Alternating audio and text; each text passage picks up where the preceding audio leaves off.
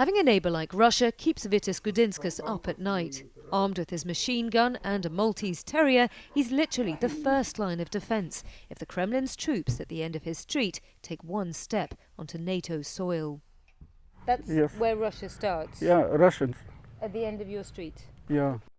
Vitas says he can see the soldiers after dark with his night vision goggles. He points to a shooting range over the hill. You often hear the shots, he says, from there. Soviet occupation is a deeply personal memory in this part of Europe. Vitas says his own father was among the 250,000 Lithuanians to be sent to gulags, where many perished.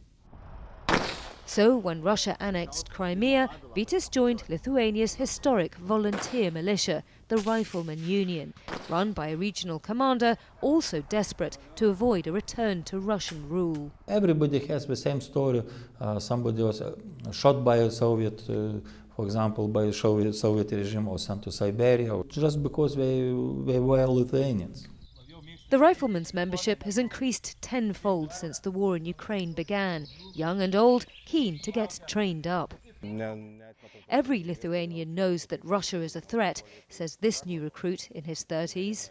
And in this part of the southern Baltics, that threat feels very real.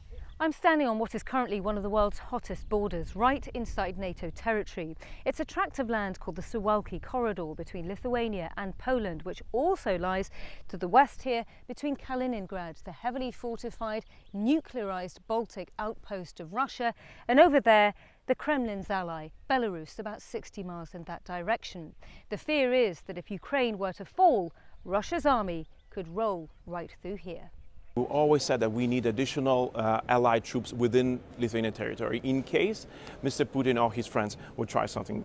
Lithuania's move to block the transit of some goods to Kaliningrad has raised the stakes just as NATO leaders meet, and Russia has already retaliated with ongoing cyber attacks. We have started witnessing an increase and more intensity in cyber activities against our state institutions, against some critical operators, especially transport. Realising it may get just one shot at protecting the Baltics, the alliance will now more than double the 3,000 troops stationed here today. When they arrive, the riflemen will be ready. We are ready to fight with NATO, together with NATO, shoulder to shoulder.